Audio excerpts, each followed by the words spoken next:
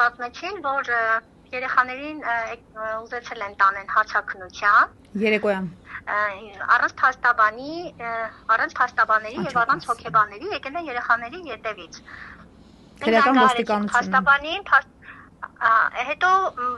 նրանք ուզում էին վերցնել երեխաներին եւ տանել, մենք երեխաներին տարանք ավելի ապահով տարածք։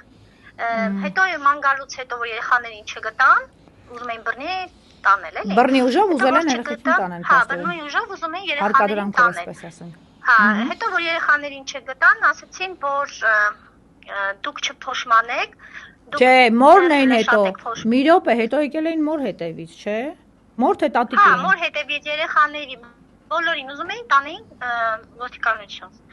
Ու առանց փաստաբանի, սա ֆիքսենք։